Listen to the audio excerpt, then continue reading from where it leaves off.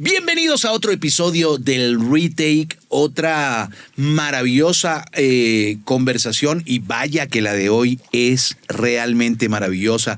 Gracias a todos por acompañarnos una vez más, cualquiera que sea este momento, porque lo más maravilloso del universo del podcast, del streaming en general, YouTube, todo esto que ha surgido en estos tiempos recientes, es que ustedes lo ven cuando quieran. No solo lo ven cuando quieran, lo escuchan cuando quieran, porque les recuerdo que el Retake no solo está en YouTube, está en todas las plataformas de podcast disponibles. La de tu preferencia, tu plataforma favorita, ahí estamos. Apple Podcasts, Spotify, donde sea.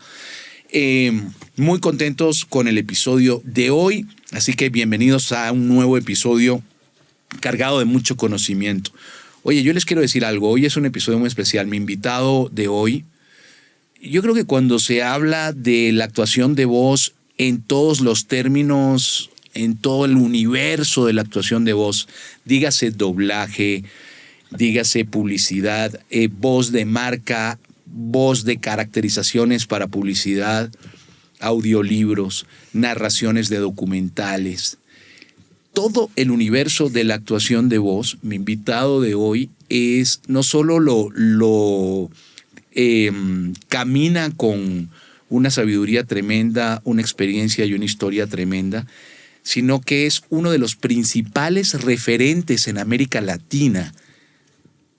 Escuchen bien esto, porque no es fácil en el mundo de la voz tener ese puesto. Uno de los principales referentes, uno de los históricos de la locución comercial, del doblaje, las narraciones, del trabajo del actor de voz en general. Es un actor de voz con todas las letras. Yo lo admiro profundamente. Aparte de esa definición profesional de mi invitado de hoy, hay otra cosa que lo define, que a mí me gusta mucho, que respeto mucho en él. Es un absoluto defensor de la justicia. Y le ha costado caro en muchos momentos de su vida. Tiene poca tolerancia, pienso yo, mi invitado de hoy, a mucha política, ¿no? Es muy honesto, muy franco, y es un permanente luchador por reivindicaciones para darle calidad de vida a los artistas de la voz en general, en su propia carrera y, por supuesto, la de sus compañeros. Yo lo admiro profundamente por eso. Sé que estar en la posición en la que él muchas veces ha estado, por cuentos que yo he sabido de él y que él mismo me ha corroborado y me los ha contado, para él ha significado en algún momento perder cosas, pero ¿sabes qué? Ha ganado mucho más, porque ha ganado el respeto de todos nosotros, sus compañeros, la admiración y el aplauso de todos los que lo conocemos y tenemos la fortuna de conocernos y de conocerlo a él muy bien.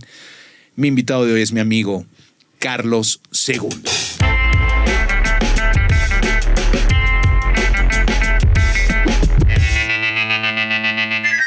Carlitos. Hijo Luis, muchas gracias. Yo pensé que estabas hablando de alguien más. No. Oye, no, ya ante esa presentación ya me dejaste totalmente. No, sí lo pienso todo. Híjole, lo pienso y lo siento todo. Lo siento todo. Te agradezco de verdad lo que me estás diciendo y el haber logrado el respeto de un gran referente también como eres tú.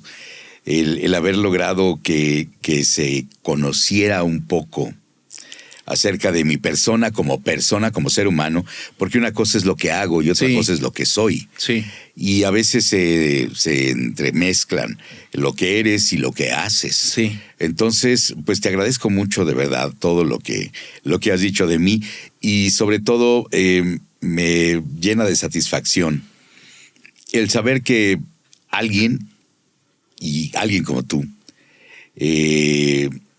toma en cuenta el trabajo que yo hago, no como profesional, sino como persona, por la gente o por el mundo de los artistas de la voz. Porque eso es difícil. Pero es un papel, Carlos, que me parece a mí muy, muy difícil. Sí te digo, no tengo esa valentía. Conozco muchas historias hay varios compañeros así, como tú. Ahorita se me viene a la cabeza, por ejemplo, mi compañero de la industria en Venezuela, Rubén León, también es una persona así como muy defensora de esto no está bien, entonces esto no puede ser. Y eso requiere, porque muchas veces el temor a perder cosas y eso no nos baja de ahí. Sí. A mí me ha Sí. bajado de ahí, te lo tengo que confesar. O sea, te tengo que confesar que muchas veces no he tenido la valentía que tú has tenido y eso es algo que yo sí te admiro mucho porque sí se paga un precio, ¿no? Se paga un precio, a veces muy caro, Sí. a veces no tanto, y a veces las recompensas valen o no valen la pena, ¿no? Sí. Lo que viene después. Saludos a Rubén, por cierto, a Rubén. Gran amigo. Lo he tenido una sola vez la fortuna de saludarlo. Estuvimos juntos precisamente en Pachuca Sí. hace tiempo.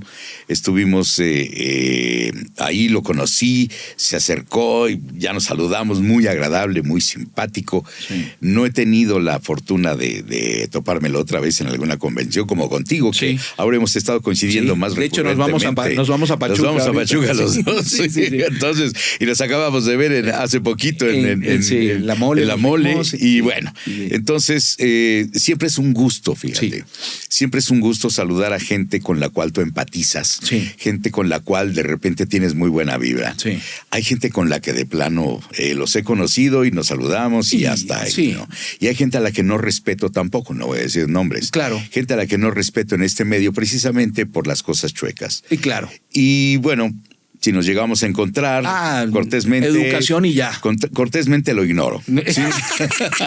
Cortésmente Con educación, lo ignoro con sí, educación. lo ignoro con educación, ¿no? Sí, sí, sí. Yo no existo para él para mí tampoco. Así es. O ella también. Quien sea, sí. Quien sea. Sí. El punto es que este mundo está lleno de cosas muy bellas y de cosas muy difíciles de aceptar. Sí. Sin embargo, cuando tú trabajas con honestidad, profesionalismo, disciplina y haces tu trabajo con el amor y la pasión con el que lo hacemos nosotros, los resultados se los puedo garantizar a quien nos está viendo. Sí. Los resultados, la mayor parte de las veces, son buenos y son satisfactorios. Sí. Son buenos, ¿por qué? Porque obtienes reconocimiento no solo como profesional, sino como persona. Que para mí la persona es más importante que lo profesional. Hay gente muy buena profesionalmente hablando, pero como persona son un asco. Entonces, no es algo que yo pueda disociar de mi personalidad. Claro. El hecho de ser profesional y de hacer lo mejor que pueda mi trabajo, con el hecho de ser honesto. Yo en alguna ocasión, hablando con un compañero locutor, me dijo, tú nunca vas a llegar a ser un buen locutor. Nunca vas a llegar a tener el trabajo de fulano de tal. Y le dije, bueno, pues yo no aspiro a tener el trabajo de fulano de tal, yo aspiro a tener mi propio trabajo y espero algún día ser cotizado, ¿no? Digo, a lo mejor no llego a las alturas de él, pero espero Pues ser que cotizado. tenga mis llamados, ¿no? Sí, ya, ahí quede el asunto, ¿no? Y me enseñaba su libreta de llamados, porque él también es locutor, o era. Me decía, mira, facturé tanto, ¿no? Números locos, ¿no? Te voy a decir, facturé 200 pesos, ¿sí? Y fulanito de tal facturó 500 pesos. ¿Tú cuánto llevas? No, pues yo llevo como 250. ¿Ves? Le digo, bueno, pues estoy empezando, dame chance, ¿no? Y pasó el tiempo, y pasó el tiempo, y pasó el tiempo. Y las veces que nos encontrábamos en las salas de doblaje o en alguna sala de grabación, luego sacaba su libretita, ¿no? ¿Cuánto has facturado tú este mes, no? No, pues yo ya llevo 350. No, yo llevo 220. Ok, está bien, ¿no? Y así pasó. Y un día, después de algunos años, me lo fui encontrando cuando yo ya iba poco a doblaje. Y me dice, ¿todavía sigues en el medio? Le digo, sí, gracias a Dios. ¿Y qué tal te ha ido? Le digo, pues bastante bien. ¿Ah, sí? ¿Cuánto has facturado este mes? A ver, dime cuánto has facturado tú.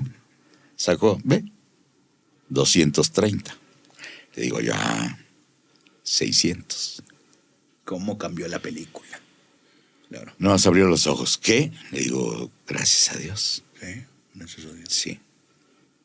Pero nunca vas a llevar al nivel del Le digo, no quiero llegar a su nivel. Quiero estar bien ser yo y hacer mi trabajo, ¿no? Sí. Es muy simple. Es todo. Y ya, no me estoy comparando con él, porque para mí él es un dios de esto. Claro, y aparte es una carrera muy personal. Claro. Si tú te sientes bien con lo que ya haces, ya vas bien. Ya. Y a otro hará grandes cosas, y el otro tal, y el otro. Hay otros que hacen menos, pero tú estás bien. Eso es lo más importante. Haces lo tuyo. Claro. Y eso es lo que, gracias, que te agradezco mucho. No, por Dios, para mí es un verdadero honor tenerte. Te agradezco mucho la invitación. ¿Cómo anda tu vida hoy en día? ¿Cómo estás? Hoy en día estoy bien, gracias a Dios. Me puedo dar por satisfecho con lo que he hecho en los tiempos recientes. La salud, ya sabes que siempre tiene sus altibajos. Su campanazo, ¿no? Y todo el rollo y sobre demás, todo, ¿no? que ya vamos avanzando. Exacto. Entonces yo que ya llevo mucho camino andado y todo el rollo. Sí. Pero gracias a Dios estoy bien, estoy satisfecho con lo que estoy haciendo. No tengo mucho trabajo en doblaje, sí, pero el trabajo que me llega es un trabajo muy bonito de repente. Claro. Acaban de estar unas par de películas en el cine que para mí son muy significativas porque son dos actores a los cuales yo admiro con ahora sí, verdadera pasión. ¿Los puedes compartir quiénes son? Sí, es Denzel Washington. Ese es un gran actor. Es un gran actor y el otro es Harrison Ford. Wow, también. Te ha tocado doblarlos varias veces a ellos, ¿no? Pocas veces a Harrison Ford. Mientras vivió Pepe Labat. Ajá, que gran maestro, gran maestro, que involuntariamente fue mi maestro, involuntariamente porque en la época en la que yo entro, sí, Pepe Labat era así como que el Olimpo de los locutores y de los actores. Él ya no hacía doblaje en esa época, solo se dedicaba a la locución.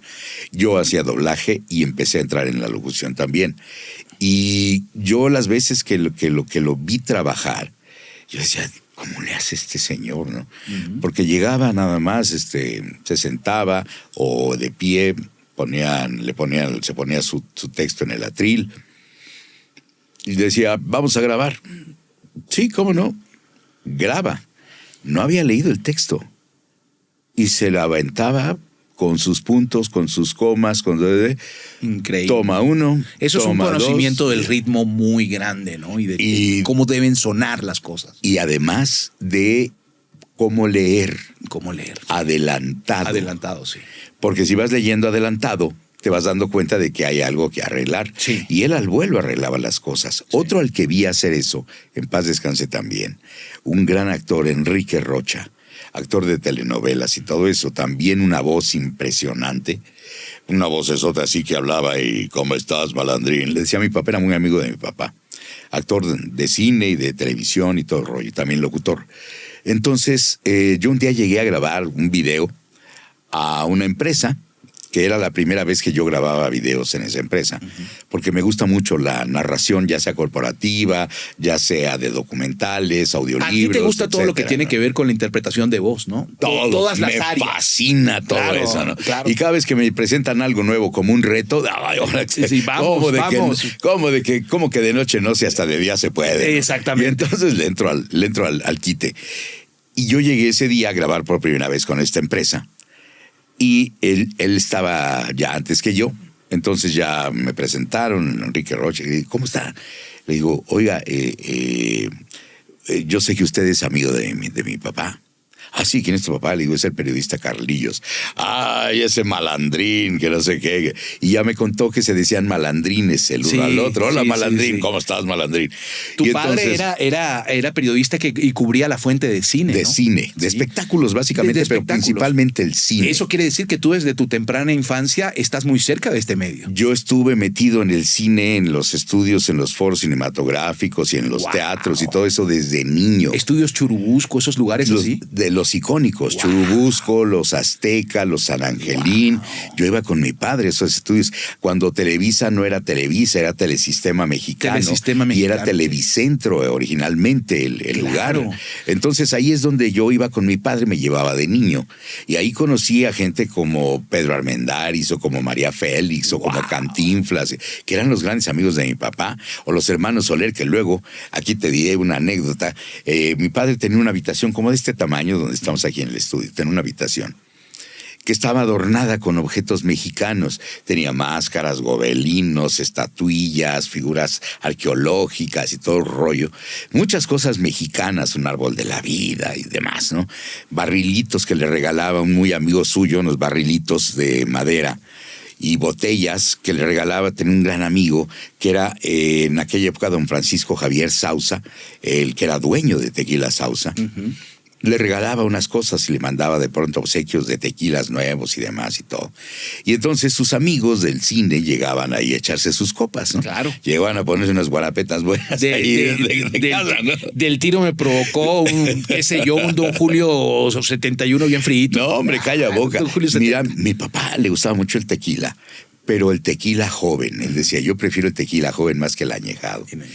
Él tomaba tequila blanco y había dos marcas, no sé si puedan decir marcas. Todas, perfecto. aquí esto es libre todo. Entonces había una que se llama Caballito Cerrero y el otra era el tequileño. Decía que le encantaban esas tequilas del tequila joven, pero del tequila añejo le gustaba el Sauza, el reserva del patrón. Ajá. Porque era la que producía el tequila Sauza para el propio don Francisco Javier. Wow. Entonces, en aquella época teníamos una casa en Guadalajara de estas de descanso y nos íbamos para allá cada vez que había vacaciones. ¿Tú eres de dónde? ¿Dónde naciste? Yo soy de aquí, de la Ciudad de México. Sí. Nacido y criado en Ciudad de México. Totalmente. ¿Tú eres chilango, pues? No. Yo no soy chilango. Los chilangos eran mi papá y mi mamá. Claro. El chilango no es el que nace en México. El chilango es el que llega y se queda a vivir en México.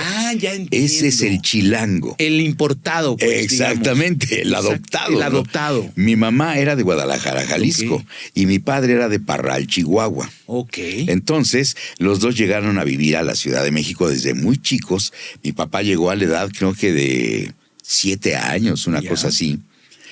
Y venían huyendo de la revolución, porque mi papá nació en 1915, la revolución empezó en 1910. Nace mi padre a la mitad de la revolución. Todavía eso está muy caliente, claro. Termina en el 1921 termina la revolución propiamente. Para entonces, mi padre nace en 1915 y salen huyendo ya a finales de la revolución de allá de Parral, que mi abuela era gente de dinero. Y mi abuelo era un conocido maestro de música y guitarrista clásico. Entonces tenía dinero también, hacía muchas giras y todo el rollo por el extranjero. Entonces eran gente de dinero, pero con la revolución perdieron todo. Perdieron las tierras, perdieron el dinero, como a mucha gente le pasó en ese momento. Así le pasó. Entonces salieron huyendo, llegaron acá a Tlaxcala en aquella época, que la madrina de mi abuela era la gobernadora de Tlaxcala, bueno, la esposa del gobernador. Llegaron ahí buscando refugio y de ahí fallece mi abuelo, en Tlaxcala. Y luego viene mi abuela ya sola con 3 hijos. Como niña bien de aquella época no se sabía más que hacer los quehaceres de la casa, ¿no? Que sabía bordar y tocar el piano, y etcétera. Y también era muy común en la época, ¿no? Así era, porque era de ¿Tu mamá también era ama de casa fundamentalmente? Sí, mi mamá era ama de casa, pero mi mamá también trabajaba. Mi mamá era una especie de feminista, no feminista. Porque... O sea, era adelantada a su tiempo. Era, sí, adelantada, muy adelantada.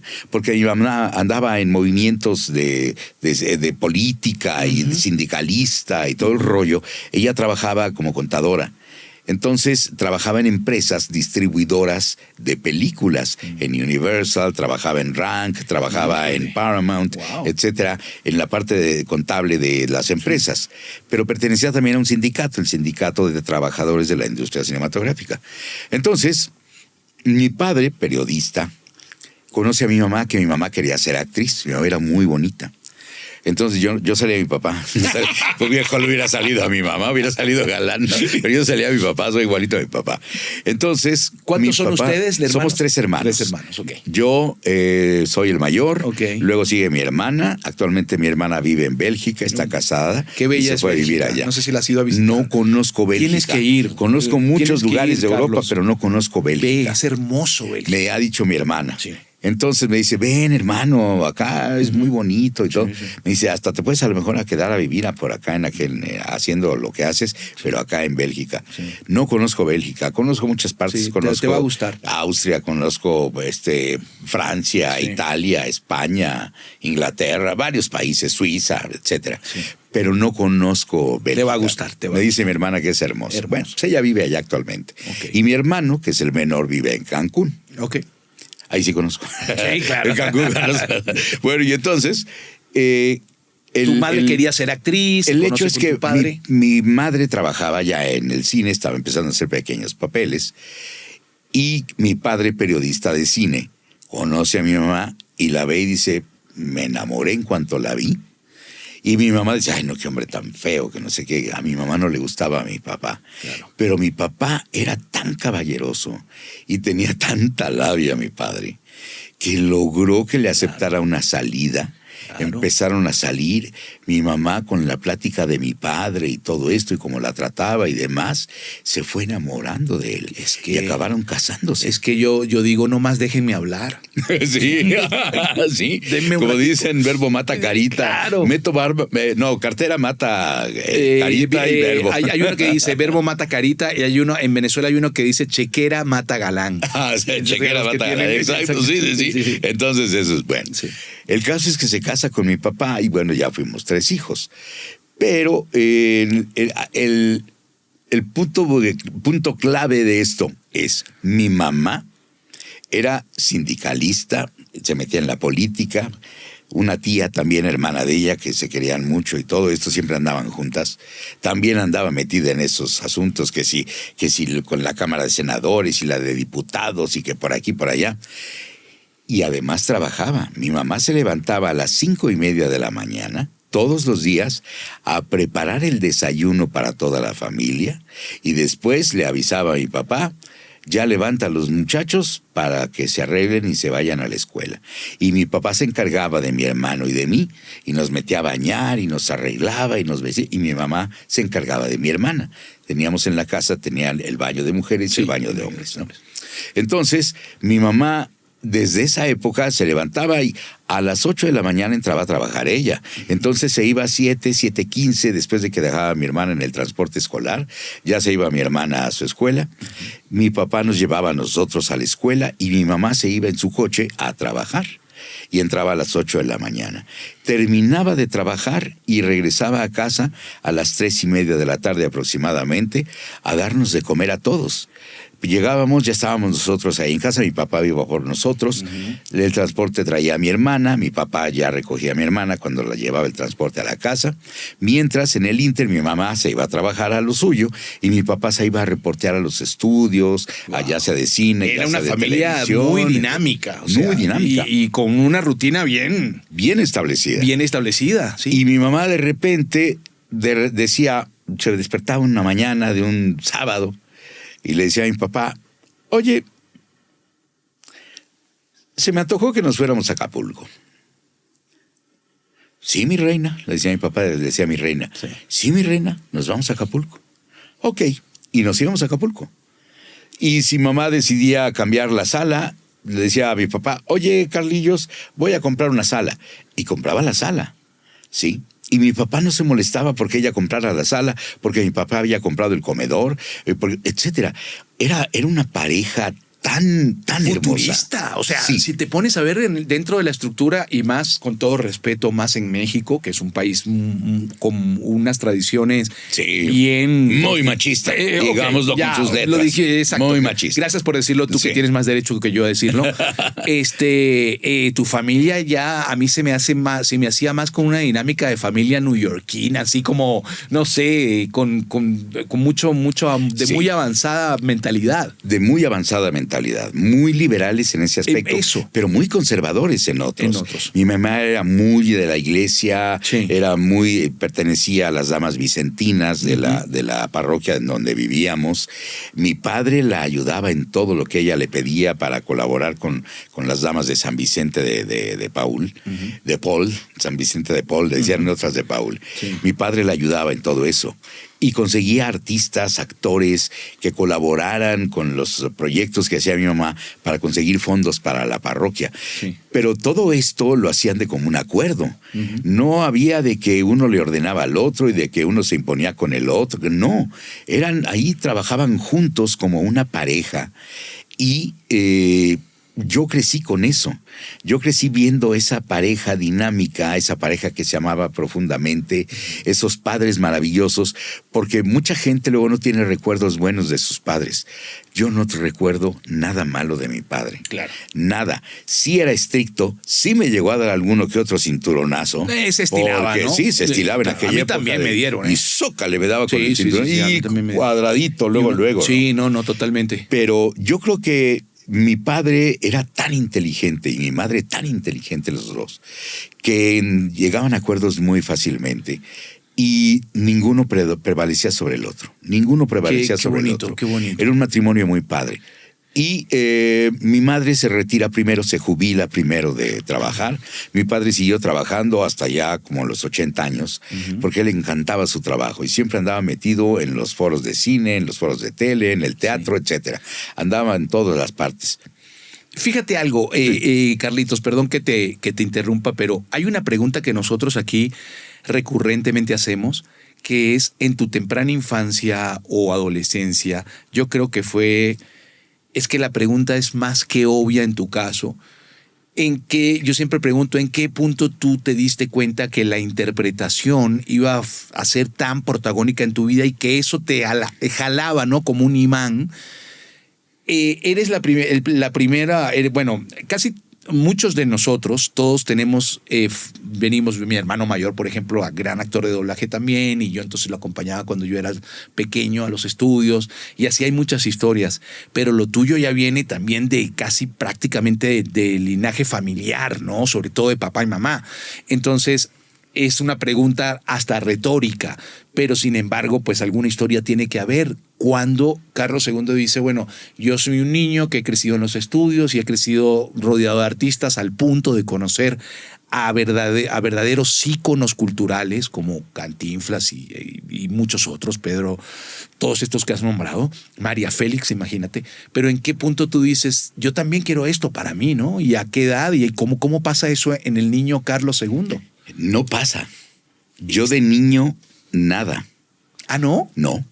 Yo de niño, según me platicaba mi mamá y luego mi tía, yo de niño, cuando debo haber tenido un año, una cosa así, que apenas me paraba en la cuna y todo, pasaban los pregoneros por la calle, de aquellos que vendían flores, de el que repartía sí, claro, los tanques de gas. Todavía hay algunos, ¿no? El cambiador, sí, el que vendía frutas, etcétera. El amolador. Sí, todos. Todavía existen algunos por ahí, sí, en algunos lugares. Sí. Bueno, en aquella época pasaban muchos pregoneros de estos, vendiendo las flores o vendiendo el cambiador que cambiaba la loza, el ropavejero, etcétera, sí, ¿no? Entonces dicen que yo me ponía a imitar lo que gritaban los pregoneros. Yo lo imitaba al año, estaba ahí parado y oía por la ventana y le agarrabas el falsete, sí, la caída, el ritmo. ¿no? Me acuerdo del que vendía flores, decía ¡Flores!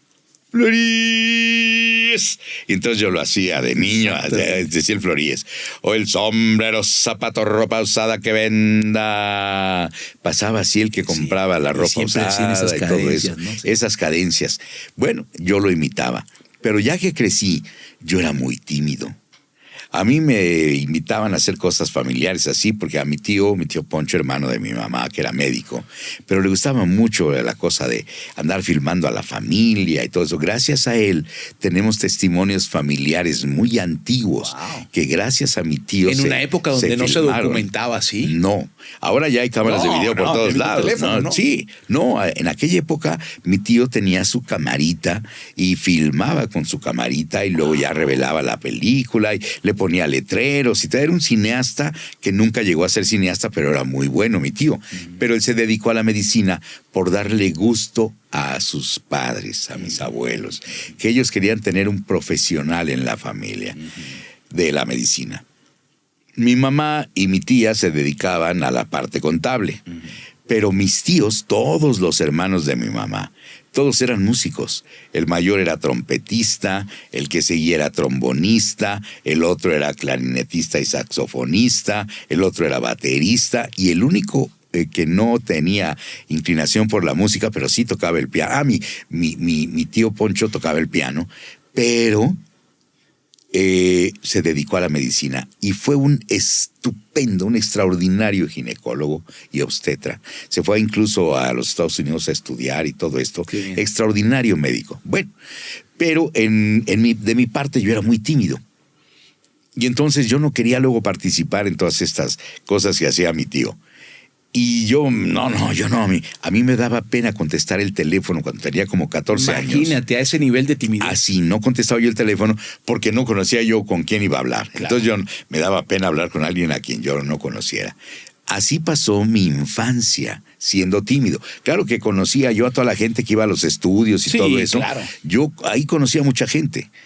Pero yo veía que llegaban los hermanos Soler a visitar a mi padre, a veces juntos, a veces cada uno, don Andrés y don Fernando llegaban ahí a echarse sus platicadotas y demás, o llegaba Cantinflas también ahí a la casa, o nosotros íbamos al edificio de don Mario, ahí que se llama Rioma, y en Insurgentes, en la calle de Insurgentes. Ahí íbamos a platicar, mi padre se ponía a platicar con él, yo me quedaba dormido a veces, porque me aburrían sus pláticas, o luego nos invitaba a comer a su restaurante, y ahí le preparaban platillos especiales, nos preparaban cosas especiales y demás. Oye, qué increíble. Es que eran sus amigos. Eran sus amigos, ¿no? O sea, tú estás diciendo que Mario Moreno fue a tu casa. Sí, hijo. Sí, iba. Y varias veces anduvo por ahí. Llegaba a visitar a mi papá y se metían a su cuartito y de ahí nos salían. Ahí a hacer tertulia, ¿no? Por otro lado, sí. Pero yo veía que llegaban los amigos de mi papá. Claro. Sí. Claro. Entonces, don Mario, muy amigo de Germán Valdés, al que yo no conocí hasta que trabajaron en una serie que se llamaba Los Beverly de Peralvillo, una serie muy conocida en esa época, y Germán Valdés trabajaba ahí, pero mi papá, hay muchas películas donde está trabajando con él, le jugó varias bromas en las películas Germán a mi papá y demás, eran muy, muy buenos amigos. Y así, te puedo seguir nombrando gente. No, gente que, claro. Pedro Armendáriz a mí me chocaba porque era un tipo de 1,90 m casi, era muy alto y muy corpulento. Y cuando nos lo encontrábamos en los estudios, me agarraba de los cachetes y me decía, ¿cómo estás, Carlitos? Con unas manos que parecían manoplas de catcher, ¿no? Y me agarraba y me decía, ¿cómo estás, Carlitos? Y yo odiaba a Pedro Armendáriz por eso. Pero yo ahora puedo decir, oye, Pedro Armendáriz me jaloneaba de los cachetes, claro, ¿no? Entonces dices, de esas figurotas, sí. María Félix, a mi padre lo agarraba de la barba y le decía, ¿cómo estás, mi Carlillitos? Con mucho cariño y todo eso. Confidente de ella, muchas cosas confidenciales que le platicó María a mi papá. Qué hermosa era María Félix, ¿no? Uf. Me tocó una vez en Acapulco en una reseña mundial de cine. Yo estaba con mi padre, ya estaba yo más o menos grande. Mi padre era la mano derecha de Miguel Alemán Velasco en cuanto al trato con todos los artistas nacionales e internacionales para recibirlos. Entonces, mi padre, de hecho, fue el periodista más famoso de la época de oro del cine mexicano. Ya lo veo. Hizo 404 películas, mi padre. Wow. Entonces, imagínate con toda la gente que no trabajó. Bueno, híjole. Pero esto de María Félix, sí. Yo lo vi, nadie me lo contó. Estábamos en el fuerte de San Diego, llegaron en aquella época en helicóptero Gail Honeycutt y David Hemmings, dos grandes estrellas de cine de aquella época, bajaron en el helicóptero, ahí los dejaron, todos los periódicos y todos los periodistas y fotógrafos y todo esto, ahí con ellos. Bueno, después de que llegaron ellos, de repente había seguidores que estaban alumbrando a la gente que entraba por la puerta del Fuerte San Diego y bajaba hacia donde era todo el festival de cine, que se hacían las presentaciones y demás. De repente voltean los seguidores hacia la parte principal de entrada y se aparece una visión ahí. María Félix en un vestido hermoso, con un rebozo, con el pelo suelto negro, aparece y se para en jarras ahí, y se oyó la voz de toda la gente. Oh, yo lo oí, nadie me lo contó. Wow. Y los seguidores apuntándola, y empezó a bajar con un señorío, y empezaron los aplausos. Todos los escalones, no recuerdo cuántos eran, pero eran muchos, todos los escalones que la señora bajó, los bajó sin voltear a ver el escalón, siempre saludando, siempre sonriendo, con una personalidad. Es que eran estrellas. Híjole. Eso sí es. Yo no he visto eso, no he vuelto a ver. Auténticos íconos. Auténticos íconos. Sí, una presencia brutal. Qué increíble. Bueno, entonces, imagínate, y eran amigos desde que María Félix llegó al cine, porque la primera prueba de cámara que le hicieron a María Félix, mi padre estuvo presente como el único periodista que estuvo ahí, Wow. porque el productor y el director que venían y el cinefotógrafo que venían a hacerle la prueba de cámara a María, llegaban. Y mi padre salía de alguno de los foros y todo eso y le dijeron, Carlillos, vente, le vamos a hacer una prueba de cámara a la señora María de Los Ángeles Güereña.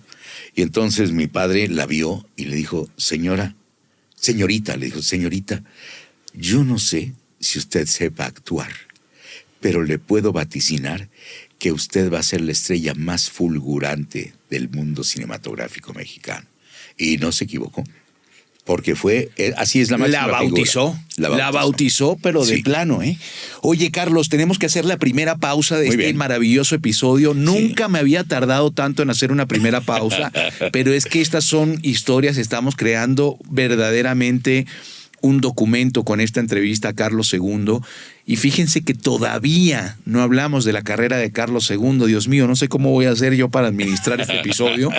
Estamos hablando todavía de su padre, su madre, su niñez temprana, su adolescencia, pero ya vamos a entrar a el universo de la carrera de Carlos II. Pero antes les quiero decir, bueno, tenemos un hermoso canal de YouTube que es se llama El Retake, y ahora pues con la presencia de mi querido Carlos, estoy seguro vamos a crecer mucho más.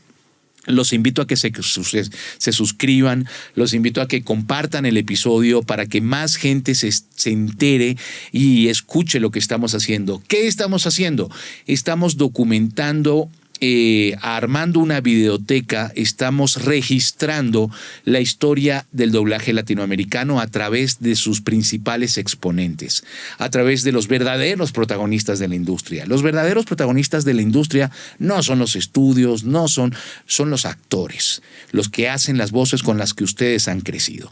Y el proyecto del Retake es documentar y registrar la vida y obra de las voces que han marcado la infancia de millones de latinoamericanos y las voces más icónicas de la industria de la voz. Y esto va a seguir creciendo y esto va a sustentarse en el tiempo gracias al apoyo de ustedes, suscribiéndose a este canal, comentando los episodios. Yo leo todos los comentarios, a lo mejor alguno no contesto, pero créanme que los leo todos. Y Carlos va a estar leyendo también los de este episodio porque quiere escuchar las opiniones de ustedes, las preguntas y las inquietudes que ustedes tienen para él. Y aparte, cuando ustedes comparten esto con más gente nos conoce y más gente conoce la historia del doblaje latinoamericano a través de eso que ustedes hacen, que es compartirlo. Suscríbanse, compartan, denle me gusta o denle no me gusta, también es válido, y comenten lo que ustedes quieran porque esto es una democracia.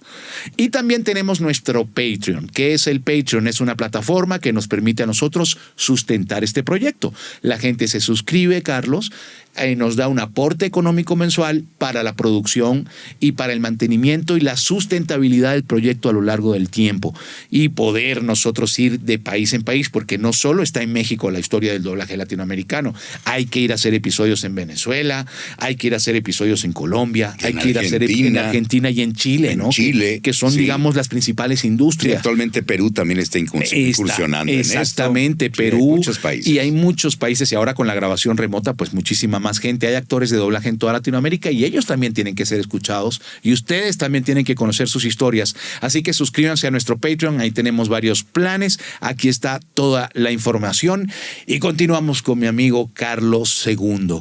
Oye, Carlos, y luego de ese viaje tan bueno, es un viaje permanente dentro de esta industria, tú solo prácticamente has vivido dentro de este universo a lo largo de muchos años. En tu niñez no aparece todavía lo de la actuación, pero ya me imagino, entrada ya la vida, empieza a aparecer sobre todo tu amor por darle voz a personajes y contar historias, ¿no?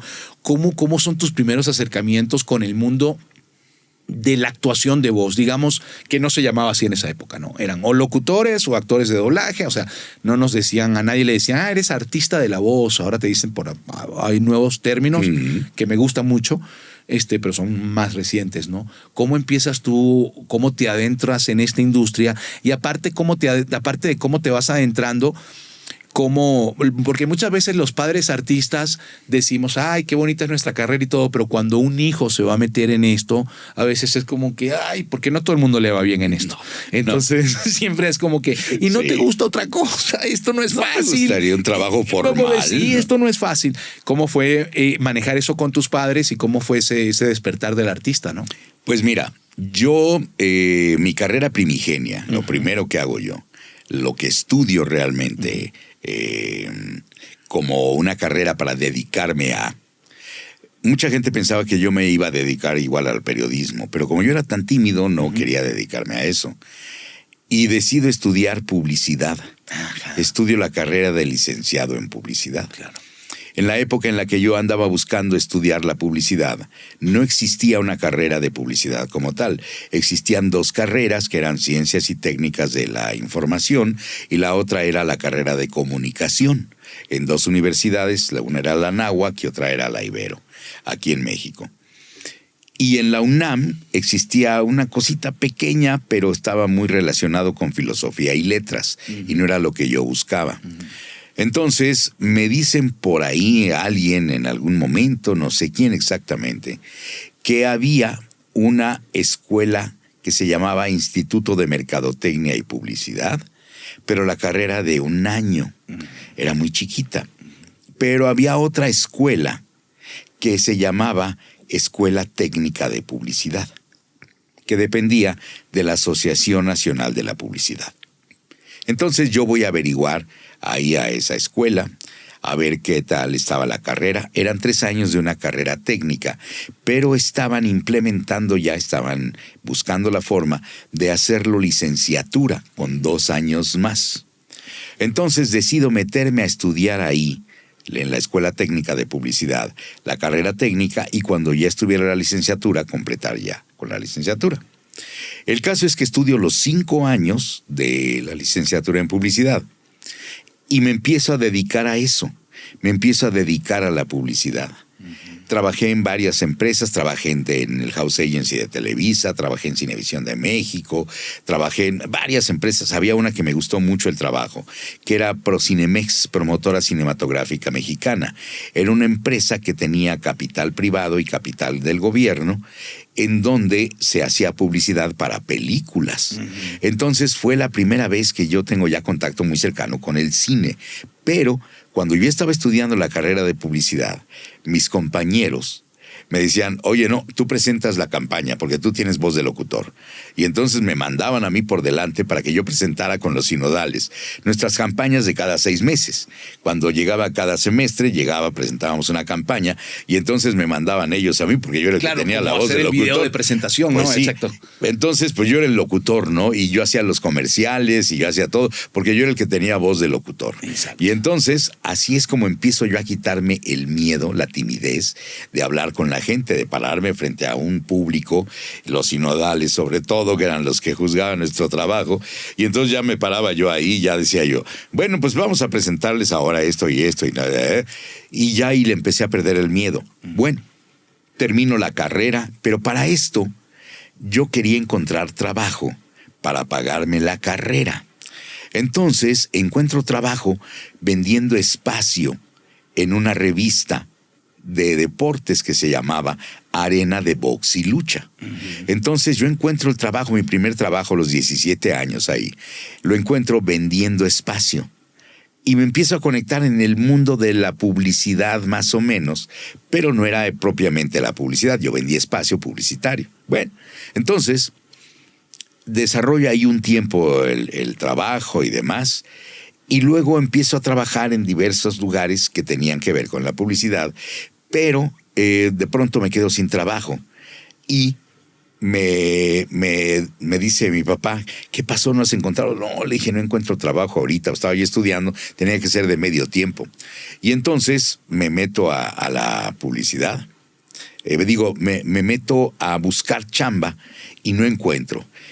Y me dice mi papá, ¿de qué quieres buscar trabajo? Le dije, pues no sé, a lo mejor producción o una cosa así.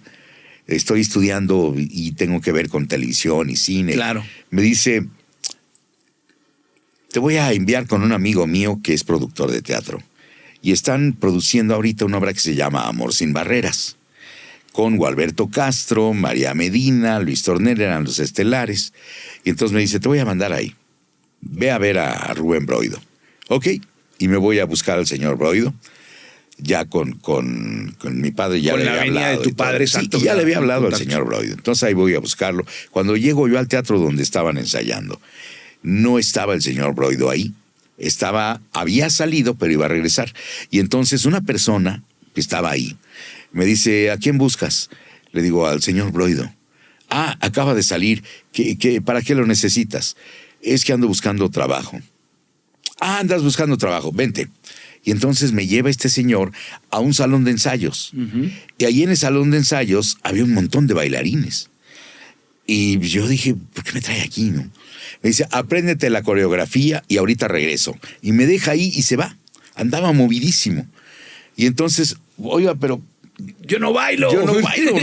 Sí, y entonces ya, pues, a ver, vamos, que hay un 2, 3 para acá y un 2, 3 para allá y todo. Y yo, pues, medio me movía y todo el rollo, pero pues yo no era bailarín, ¿no? Obviamente. Yo veía cómo hacían los bailarines, yo había practicado un poco de Kung Fu y medio era elástico y medio hacía algunos movimientos, ¿no?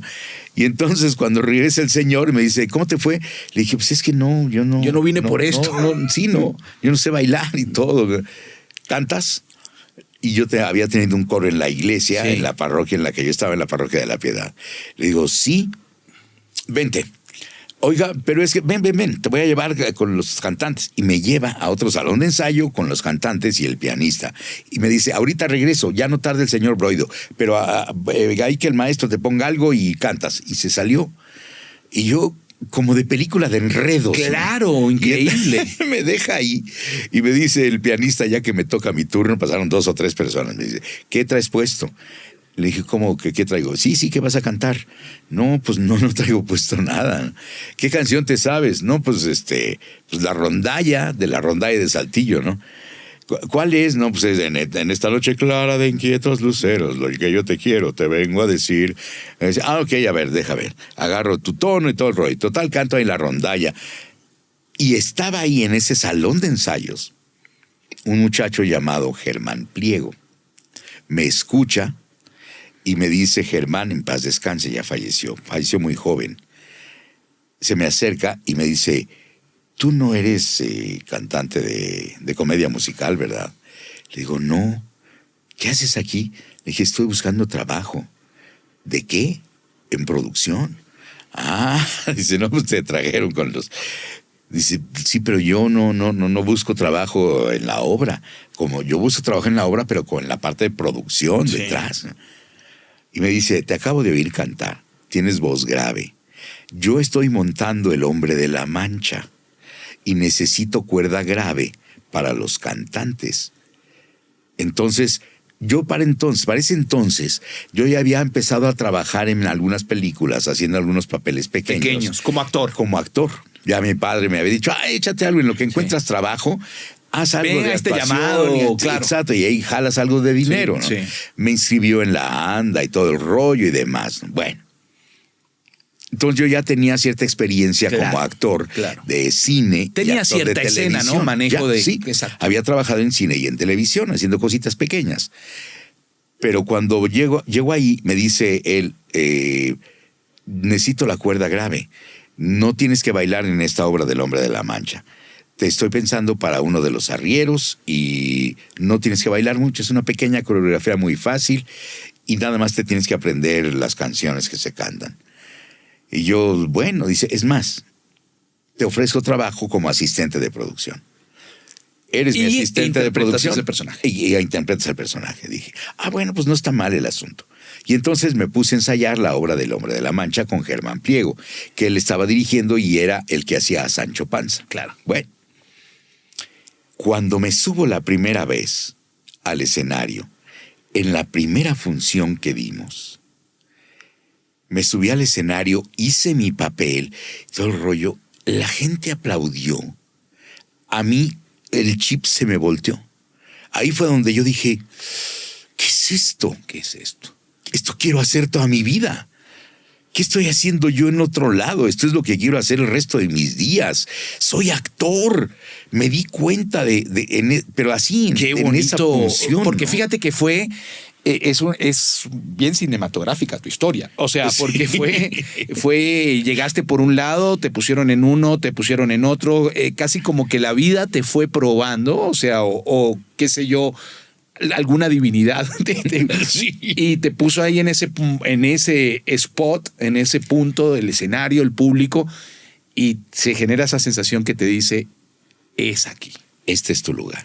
Este es tu lugar. Y ahí cuando yo vivo eso, cuando yo siento eso, es como una epifanía, ¿no? Uh-huh. Que dices, wow, ¿qué es esto? Ya estaba yo estudiando la publicidad y todo el rollo. Entonces decidí compartir los tiempos de la publicidad con la parte de la actuación. Entonces seguí trabajando en eso y buscando mayores oportunidades. Pero cuando termino la carrera de publicidad, pues ya para ese entonces, yo me casé muy joven. Uh-huh. Yo me casé a los 18 años. Yo a los 19. Bueno, eso es algo de nuestras generaciones. Es algo de... Sí. Pues bueno, me caso y yo necesitaba un trabajo más estable para llevar dinero a mi casa. Claro. ¿No? Entonces, me caso casi a los 20 años, tenía 19, casi 20, cuando nace mi hijo. Entonces yo ya necesitaba un trabajo estable. Entonces dije, no, en esto no voy a encontrar estabilidad pronto. Claro. Y decido dedicarme a la publicidad. Ahí es cuando empiezo a trabajar más en el mundo publicitario. Claro. Paso por Procinemex. Ahí tengo la oportunidad de estudiar un diplomado en cinematografía en los estudios Churubusco, sí, que estaba dando el director de los Churubusco, que era Ángel Flores Marini. Sí. Y da un diplomado en cinematografía. Yo tomo el diplomado a la par que estaba yo estudiando canto ya entonces con el maestro de canto, porque cuando me lleva a su obra de teatro, Germán Priego, Germán Priego me dice, tienes que aprender a cantar bien, te voy a mandar con mi maestro. Y era el maestro Enrique Jasso Mendoza, maestro de ópera. Wow, canto lírico, pues. Canto lírico. Pues la mata, ¿no? La mera mata. Claro. Cantas lo que digamos, sea. el arte primario del canto. Exacto. Y cantas lo que sea, si cantas ópera, cantas lo que sea. Sí, claro. Entonces, me lleva con él. Me quedo a estudiar ahí con el maestro Jasso la ópera, muchos años, y el maestro, yo le quería pagar al maestro, me dijo, cuando le pregunté cuánto va a ser, me dijo el maestro, lo único que te voy a cobrar es que cada vez que yo necesite un bajo, porque no hay muchos bajos, necesite un bajo, tú cantes en lo que yo monte. No te voy a cobrar. Te voy a dar las clases sin costo. Pero estás disponible para mí. Claro. Le dije, sí, maestro, cómo no, con mucho gusto. Montó varias óperas, montó oratorios, montó muchas cosas. Y tú le respondías al llamado, y yo a el todos compromiso, los llamados a los que él me llamaba, yo ahí estaba. Claro. ¿sí? Todos. ¿no? Porque siempre he dicho, mi palabra vale más que cualquier firma en un papel. Es correcto. Entonces, yo veía cómo le hacía. Ensayábamos a la 1 o 2 de la mañana, saliendo yo de trabajar de la publicidad y todo eso. Me iba yo a casa del maestro, ahí me ensayaba. Pero con le el respondías. Yo le respondía. Al final, ¿no? Bueno, eso era lo que valía. El caso es que hacemos, primero montamos la ópera Rigoletto. Uh-huh. En ese transcurso de que yo estudiaba la ópera y demás, yo me doy cuenta de que eso es pasión para mí. Sí. El escenario es pasión para mí. Trabajo en otras obras de teatro, trabajo en diversos programas de televisión, hago algunas otras películas. Y estando ya yo en la publicidad, estaba yo en esta época, ya estaba yo en discos CBS. Uh-huh. Lo que ahora es Sony Music, uh-huh, en aquella época era discos CBS. Y yo estaba en la gerencia de publicidad. Entonces, un día me harto de dos cosas, de horarios y de jefes. Me harté. Y dije, ya no quiero horarios y jefes. Quiero hacer algo por mi cuenta. Entonces, renuncio a Disco CBS. Qué mejor oficio que el nuestro para eso. ¿Verdad? No. Renuncio a Disco CBS, llego a comer a casa, me dice mi padre, ¿qué haces aquí? Le digo, pues aquí vivo, papá. No, ¿qué haces aquí? Porque, a esta hora. Sí, exacto, ya que no estás en tu trabajo. Entonces, ya renuncié a CBS. ¿Cómo se te ocurre? Llevábamos muy buena carrera, ibas muy bien, ganabas muy buen dinero, yo había hecho ahorros y demás. Y le dije, pero es que ya no puedo con horarios y jefes. Ya para esto me había casado, había tenido a mi hijo, me había divorciado. Mi hijo ya vivía conmigo porque un tiempo vivió con su mamá y después ya me lo traje a vivir conmigo porque no le iba bien en casa de su mamá. Entonces me lo traje a vivir conmigo, ya vivía conmigo. Y entonces me dice, ¿qué vas a hacer? Le dije, pues quiero hacer cine. Estudié un diplomado en cinematografía, tengo experiencia en el mundo del cine porque he trabajado como actor, conozco mucha gente y tú conoces mucha gente en este medio. Quiero hacer cine, quiero dirigir o producir cine. Yo nunca más, jamás pensé pararme delante de una cámara, ya más allá de lo que ya había hecho. Y me dice, ok, mañana vamos a los Estudios América a buscar, a ver qué hay oportunidad. Y entonces vamos a los América. Le dije, pero le dije, quiero aprender desde colocar la los cinta, cables, la los cinta, cables, el gaffer, lo que sea, yo lo quiero aprender. No había gaffer, era puro masking tape en aquella época. Sí. Y entonces le digo, quiero aprender los rudimentos para que si alguien viene y me dice, esto no se puede, yo le diga, sí se puede y te voy a enseñar cómo. Y se hace exacto. Y pum, hacerlo. Y entonces me dice, ok, pues vámonos. Nos fuimos a los estudios. Las películas que ya estaban filmándose ya no contrataban personal, ya tenían todo su personal. Las que iban apenas a entrar en rodaje todavía no contrataban personal, faltaban 2 semanas para que abrieran las oficinas de producción. Sí. Y entonces nos fuimos a comer al comedor de los Estudios América. Y ahí se encuentra la entrada del comedor. Estaba esperando mesa también un amigo de mi padre, el maestro Fernando Álvarez, hijo de una estrella de cine llamada Sofía Álvarez, a la cual mi padre había apoyado cuando acababan de llegar de fuera de México, porque andaba buscando, no recuerdo de dónde era Sofía Álvarez, no sé si era sudamericana o centroamericana, pero no era mexicana. Y mi padre la apoya presentándola con productores, publicándole notas en el periódico y todo el rollo. Mi padre apoyaba mucho a la gente que veía que tenía talento. Tenía talento, sí. Entonces, hace eso, le va muy bien a Sofía Álvarez. Y el maestro Álvarez, que venía muy joven, según me platicó mi papá, y el maestro después, quedó muy agradecido con mi padre por eso, porque apoyó mucho a su mamá. Entonces, cuando llegamos y se encuentran ahí, Carlillos, ¿cómo estás? Qué gusto. Oh, Fernando, qué gusto verte. Vamos a comer todos juntos. Y en la plática, en la mesa, me dice el maestro Álvarez, dice, oye, tú tienes voz como para doblaje. ¿Qué has hecho? ¿Has hecho algo de actuación? Le digo, sí. He hecho teatro, he hecho cine, he hecho tele. Ah, entonces eres actor. Le digo, sí, ya tengo como 7 años, 8 años trabajando en el espectáculo. Me dice, ¿no te gustaría hacer doblaje? Y le dije yo, bueno, pues depende ¿Cómo es? a quién haya que doblar, ¿no? No, es doblaje de voz. Exactamente. No, que no está bien. Y entonces ya, total, terminamos de comer y nos fuimos a los estudios que estaban a la vuelta, que eran de doblaje.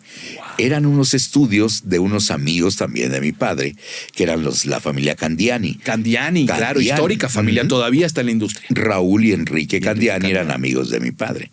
Entonces, ahí llegamos y en el momento en que llegamos a los estudios también venían de comer 2 grandes actores que después fueron mis amigos y mentores.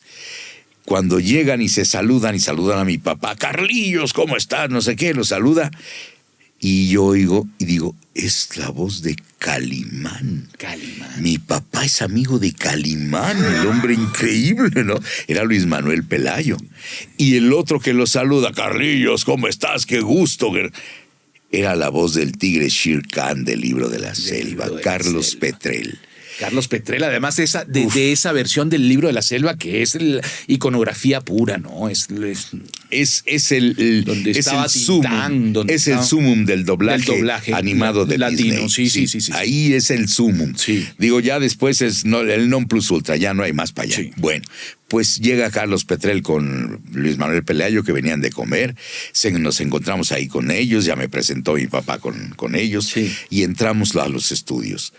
Cuando yo veo trabajar a Pelayo y veo trabajar a Petrel, fue cuando dije, yo quiero estar aquí. Otra vez esa revelación, ¿no? Sí. Ahí dices, wow, yo quiero estar aquí. Y entonces le digo, maestro, señor Álvarez. Sí quiero. ¿Cómo le hago? Ven todos los días a las 9 de la mañana que abrimos para que aprendas cómo se hace. ¿Sí? y aquí yo te recibo, yo voy a dar instrucciones y todo eso.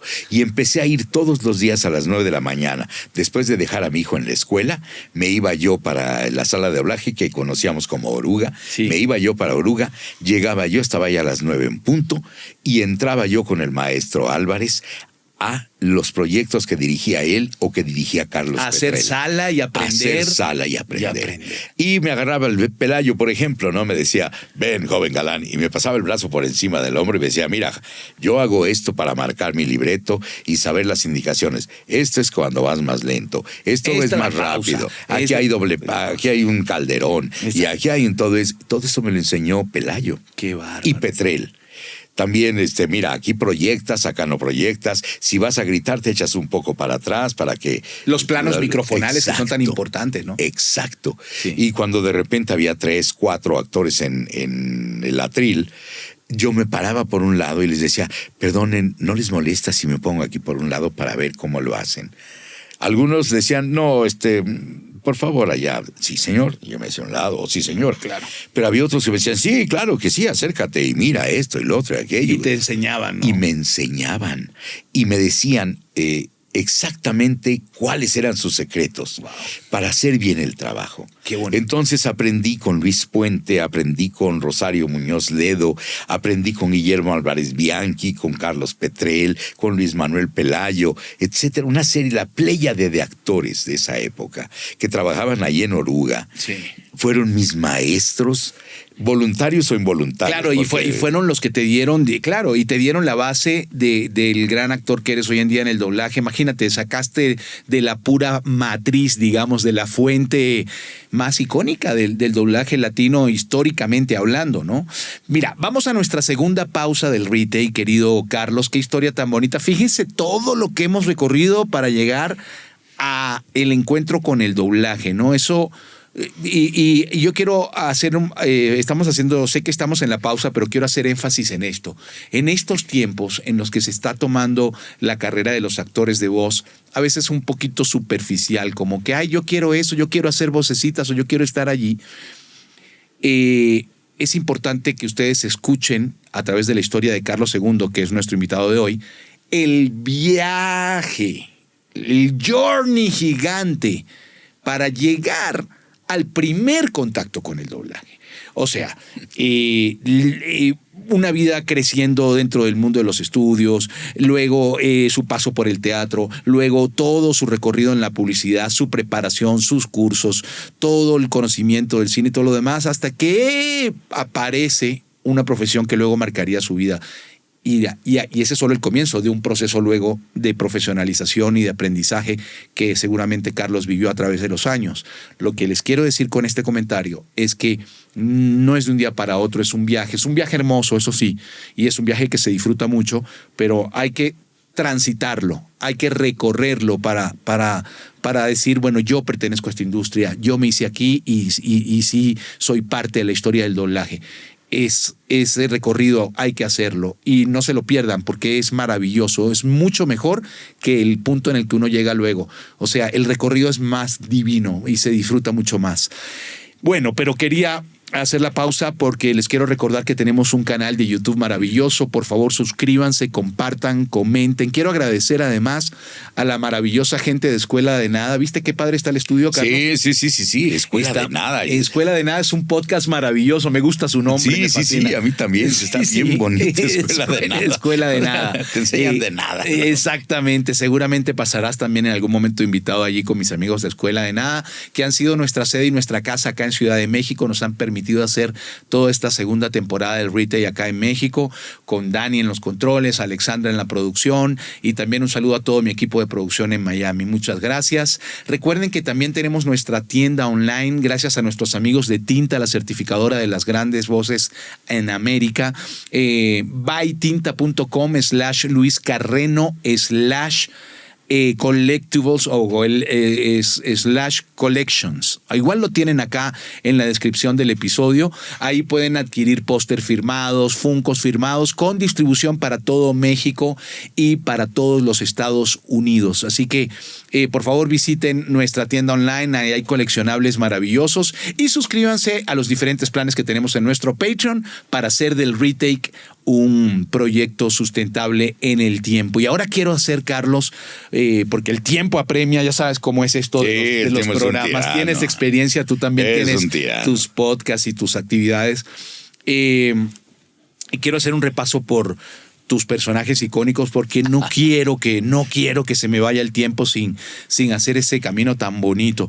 A mí me fascinó una vez que tú me contaste, me acuerdo estábamos en Monterrey cenando y me contaste la historia maravillosa de cómo le diste una vuelta a la interpretación de Alf, ¿no? Ese personaje tan icónico, esa serie tan querida. Por cierto, que estaba viendo hoy en las noticias que el escritor de la serie falleció. No sé si digas. Ya te habías enterado. Sí, lo estaba viendo, que era un maravilloso escritor, porque el humor de Alf era increíble. ¿Cómo construiste ese personaje? Pues fue una experiencia muy chistosa. En aquella época yo vivía en Miami. Exactamente. Estaba yo en Miami, probando suerte como cantante de música vernácula, de música ranchera. Sí. Bueno, entonces, en esos años fallece mi abuela. Uh-huh. Y yo regreso a México para los funerales de mi abuela, para acompañar a mi mamá y todo eso. La mamá de mi mamá era la única abuelita que yo conocí. Entonces regreso a México para asistir al funeral de mi abuelita y me quedo un tiempo aquí. Iba a estar yo 1 mes y días acá para acompañar a mi mamá en ese proceso y todo el rollo. No quería yo estar lejos, no nada más venir al funeral y regresarme. Yo quería estar acá, pedí permiso dentro de lo que estaba haciendo yo allá en Miami. Estaba yo cantando, estaba yo grabando algunos comerciales y estaba yo también trabajando en doblaje ahí en Miami. Uh-huh. Y entonces regreso acá a México para el funeral de mi abuela y una directora que se llama Andrea Coto, gran actriz y directora de doblaje, me dice, oye, tengo una serie nueva que me van a dar a dirigir. ¿Me acompañas para ayudarme a hacer el casting? A ver a quién llamamos para la serie. Le digo, sí, armar el elenco. Y entonces, pues ya vimos la serie y yo de repente veo al muñeco y le digo, ay, estaba horrible ese muñeco, ¿no?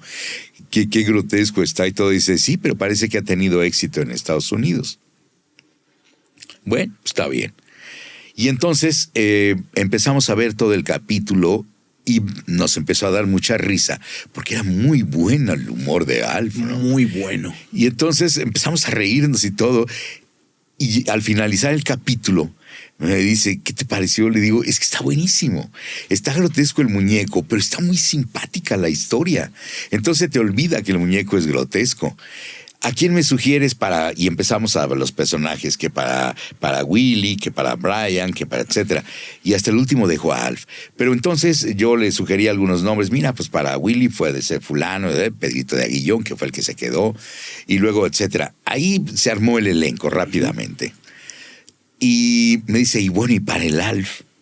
Le dije, pues mira, puede ser, como tiene la voz medio agudona y todo el rollo, pues pudiera ser pues, Salvador Delgado, gran actor mexicano. Le digo, puede ser también Emilio Guerrero, o puede ser Mario Castañeda, o puede ser Óscar Bonfiglio, que eran de los actores muy buenos que estaban en Cinza en aquella época, ¿no? Estábamos en Cinza, ya se llamaba Telespeciales, ya no era Cinza. Yo llegué ahí cuando era Cinza, que Narciso Busquets fue otro de mis grandes maestros. Entonces, me dice, bueno, ¿y por qué no lo haces tú? Le dije, es que yo me voy a regresar, me voy a regresar a Miami. Yo voy a estar aquí 1 mes y algo, no lo puedo hacer. Dice, pues tenemos planeado la programación de lo que se va a hacer, lo vamos a hacer 2 programas diarios, entonces... Vamos a acabar la temporada. En 1 mes la terminamos, ¿no? Sí. Porque creo que solo crean 28 capítulos. Y me dice, ¿por qué no lo haces tú? Y le digo, está interesante el personaje, pero ¿me dejarías hacerle una propuesta a la voz? Porque la referencia era diferente. Sí, la referencia era la de Paul Fusco, que era el que hacía la voz de Alf, ¿no? Sí. Hello, Willy. how are you? Sí, Exacto. no problem. Que lo hacía así. Ok. Entonces yo tenía que imitar, decir, hola, Willy, ¿cómo estás? Claro. No hay problema. Exacto. En esa tesitura. Bueno. Y entonces, pero no me gustaba cómo sonaba. Y entonces le dije, pues lo puedo imitar, pero déjame hacer una propuesta. ¿Cómo cuál te gustaría? Le dije, mira, me gustaría, viéndolo así como está, me gustaría más bien ponerle una voz aguardentosa para que hiciera contraste con la imagen. Me dice, sí, es que está chaparrito, está gordito, está narizoncillo y todo el rollo. En mis presentaciones digo, no me estoy escribiendo a mí, estoy escribiendo al Alf. Exacto. Y entonces me dice, pues sí, pero como que choca mucho. Le digo, exactamente por eso. Va a chocar una voz. ¿Qué voz le quieres poner? Le dije, mira, ahorita me viene a la mente Louis Armstrong, el cantante de jazz, que para mí es el mejor de los cantantes de jazz. Le digo, porque Aleph es irreverente, es así como un negro del Bronx que no respeta nada y no sé qué. Y además con la voz aguardentosa de Louis Armstrong me gustaría, a ver, pues vamos a hacer la prueba, ¿no? Y entonces empecé a hablar así, todo el rollo acá, como I found my thrill on Blueberry Hill, porque me gustaba la voz de Louis Armstrong. Y entonces lo hago así, me dice, ay, se oye rarísimo. Le digo, bueno, tú mándasela al cliente a ver qué pasa, le gusta, ¿no? Claro. Le mandó la imitación y le mandó la propuesta. Y la respuesta del cliente fue, me gustó la voz segunda, la propuesta, háganlo así. Y el cliente aceptó que se hiciera esa propuesta con la voz aguardentosa. Entonces Alf, por eso se quedó hablando así. Pero entonces ya le puse yo además otra cadencia, otro ritmo, que no es el de Paul Fusco, sino el Alf entrecorta las palabras. Hola, Willy. Sí, habla así, ¿no? Claro. Sí, hola. Sí, La corta, ¿no? esa la va cortando y dice, sí, bueno, mira, yo hago esto, ¿sí? Tú haces aquello. ¿Estamos de acuerdo? Y así Y es el como famoso, habla. no hay problema. No hay problema. Sí, Increíble. no hay problema. Increíble. Y con la mano así, no hay problema. Exacto. Nunca había problema para él. Y entonces, así es como se me ocurre darle esa voz a Alf, Sí. pensando, uno, en que era un despapalle, que era irreverente, que era grosero, que no tenía respeto por nada y demás. Y yo dije, este es como un pandillero.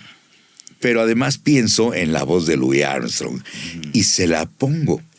Y esa combinación de lo irreverente, la voz aguardentosa y esos cortes de voz, ese contenido y el decir, no hay problema. Porque decía en inglés, decía, no problem, Willy. Sí, que así hablaba Paul Fusco. Sí. Yo le cambié la cadencia y el ritmo. Claro. Para darle esa personalidad al extraterrestre que tenía que ser diferente, porque era un extraterrestre. Sí. Yo creo que allá en Estados Unidos lo hicieron muy humano. Sí. Para que contrastara que era un extraterrestre, pero veía programas muy humanos. Sí. Pero yo le quise dar ese carácter un poquito más diferente al humano. Claro. Y ese fue el momento en el que yo por primera vez recibí una nota de una revista de espectáculos hablando de la voz del personaje nuevo de un extraterrestre que estaba en la televisión. Fueron los primeros acercamientos de la prensa y de los medios convencionales para empezarnos a sacar del anonimato, ¿no? Así es. O sea, los primeros artículos de prensa. El año 88, Exacto, 89. a partir de ahí empezó. A partir de ahí empezó a darse a conocer el mundo del artista de la voz. De la voz, sí. Bueno, entonces aparece una nota por ahí en una revista llamada TV y Novelas, donde Luis Amador de Gama, que era el que escribía Teleguía, perdón, no TV y Novelas, Teleguía, escribió una nota de televisión porque él hacía crónicas acerca de programas nuevos y telenovelas y todo esto. Y aparece ahí y hace una mención de que le causaba mucha gracia la voz que se le había puesto al personaje y que le da una personalidad especial. Entonces yo dije, ay, no estuvo tan mal, ¿no? Lo que sugerí, el cliente lo aceptó, lo hicimos y le dimos una personalidad especial al extraterrestre. No, maravilloso. Ahí fue donde nace Alf. Con eso, pensando en eso, haciendo el análisis y todo eso, viendo el cuello corto, la voz aguardentosa y todo el rollo y demás. Ahí fue donde nace ese personaje de aspecto grotesco y de voz grotesca. Sí. Las dos cosas. Entonces, además de No que es- los libretos eran maravillosos. Era maravilloso, era humor puro, humor increíble. Y yo creo, Carlos, que ese ha sido uno de tus más grandes talentos. Es como buscarle el twist a la interpretación y darle una personalidad con un acento diferenciador en el español latino, digamos, ¿no? O sea, en el track de audio que nos corresponde a nosotros por lo general, que es el del llamado español latino, ¿no? Es como, está muy bien la referencia. Yo, por ejemplo, como actor de voz siempre tomo mucho de la referencia, pero también le meto mi aderezo, ¿no? Y creo que es lo que tú has hecho. Y lo has hecho con varios personajes, porque a mí me parece que la lectura que tú le diste a Woody de Toy Story es icónica, todos crecimos con él. Además, te tocó interpretar al estelar de la primera película que abre una nueva era en la industria cinematográfica, que es la de las grandes producciones de lo que llaman hoy en día el cine animado digitalmente, ¿no? Toda esta onda de... Esa fue la primera animación que apareció diferente a la del 2D del dibujante clásico. Fue la primera vez que el mundo dijo, ¿qué es esto? Que se ve real, fue con Toy Story. Y ya estamos hablando de muchos años atrás. Pareciera que fue ayer, pero no. Hace 30 años. Y es increíble. Sí. Es increíble. Y llega esa película rompedora, siendo hijo tú de quien eres, te toca vivir o protagonizar una transición en la historia del cine importante, interpretando y dando voz en español latino al personaje principal de esa historia, que es Woody, ¿no? ¿Cómo fue ese proceso de grabar Toy Story y de tú interpretar a ese vaquero tan icónico que nos marcó la vida a todos, ¿no? Porque tú fuiste el primer Woody, tú fuiste la voz de Woody en Toy Story, que es una franquicia legendaria. Pues mira, yo llegué a hacer un casting. Esta es una de las grandes oportunidades que me ha dado una persona que es icónica en el mundo del doblaje, don Pancho Colmenero. Oh, imagínate. Don Pancho Colmenero. Me habla un día y me dice, oye, Carlos, tengo un casting de una película nueva que vamos a hacer ahí en Estrellita, la sala de doblaje. Sí. Tengo casting miércoles, jueves y viernes. ¿Qué día puedes ir?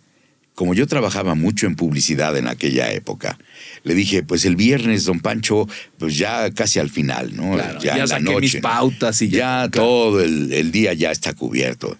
Ok, allá te espero entonces. Bueno, llego yo el viernes al casting y me dice, pues mira, el casting es este.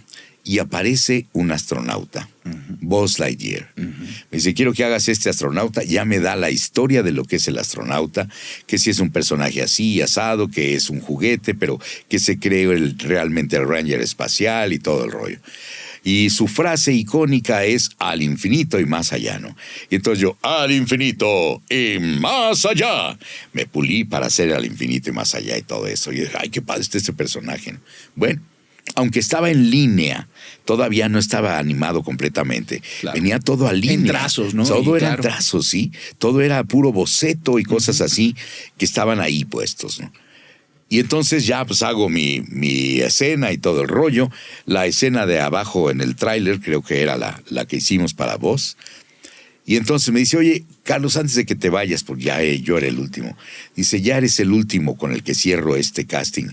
Pero me habló un actor que no iba a llegar al casting para otro personaje. ¿Me podrías ayudar con ese otro personaje para cumplir con el casting, con el ¿no? casting, Claro. para cubrir el expediente y todo? Exactamente. Le dijo, sí, ¿cómo no, don Pancho? Pues, ¿cuál es? Pues mira, pues es ese vaquero flaco. Y aparece el vaquero flaco. Le digo, oiga, don Pancho, pero eso no me va para nada, ¿no? Me dice, no, ya lo sé, pero mira, vamos a hacer algo ahí, ponle la voz que tú quieras para que no se Para vaya enviarlo, ¿no? Y no se vaya esto, vacío, ¿no? claro. Sí.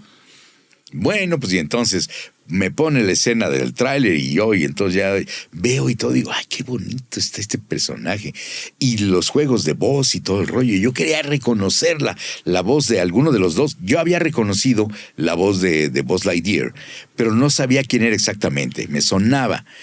Y luego aparece la otra voz y yo digo, ay, también me suena mucho.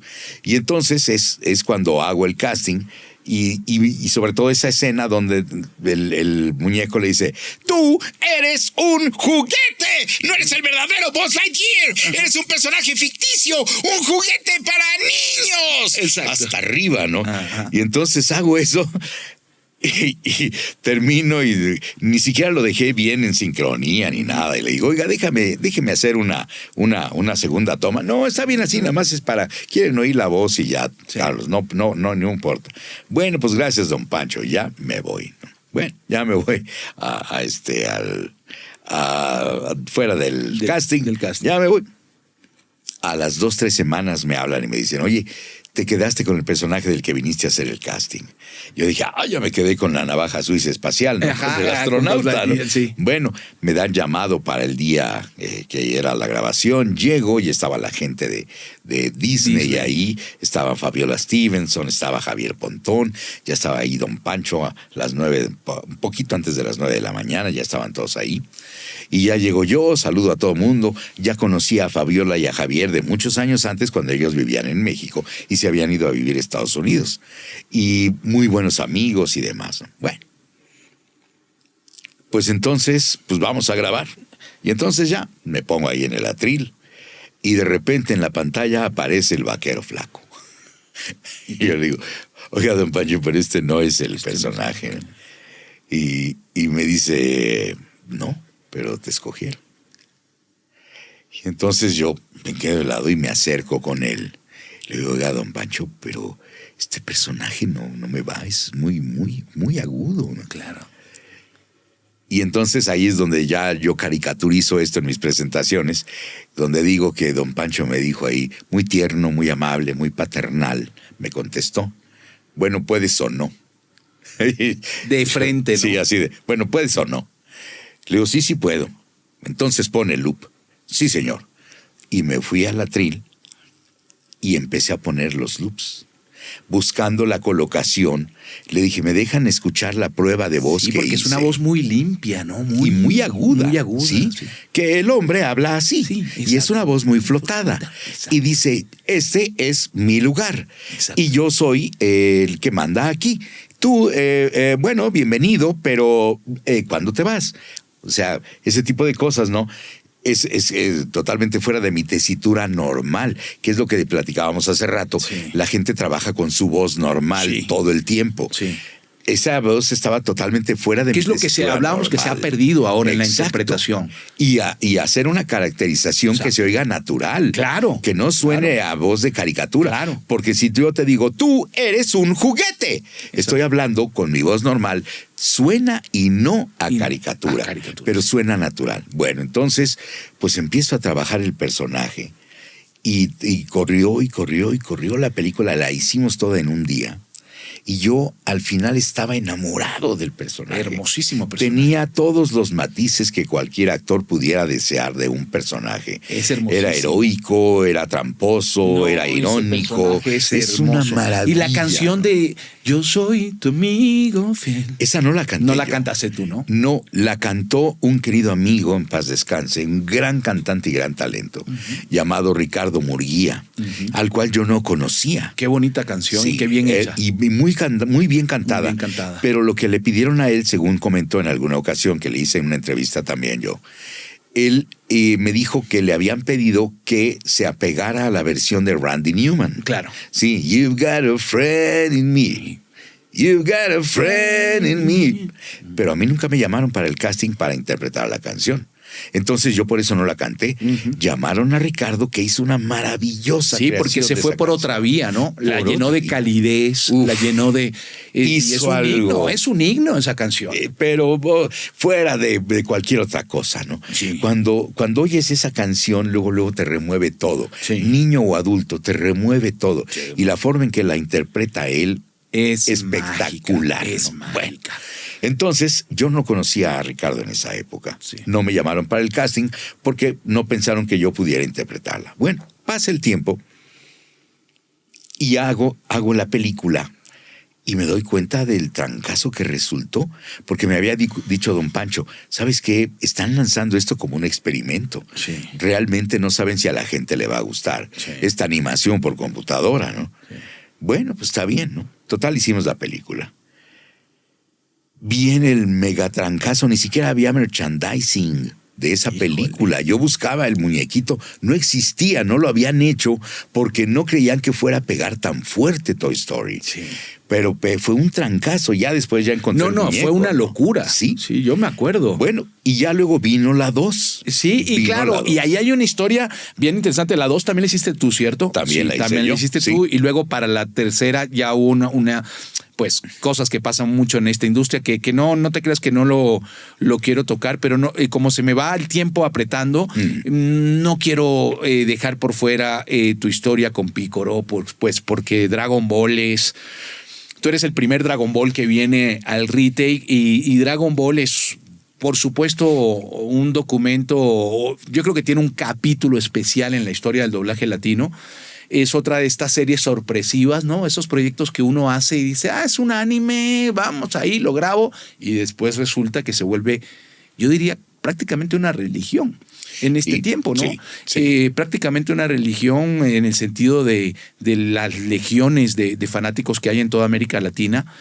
Y Picoro especialmente es un personaje que sí considero que de los personajes que hemos venido hablando, ese es uno que sí le iba bien a tu caja torácica, ¿no? O sea, a tu registro. Sí estaba un poquito más hecho para ti.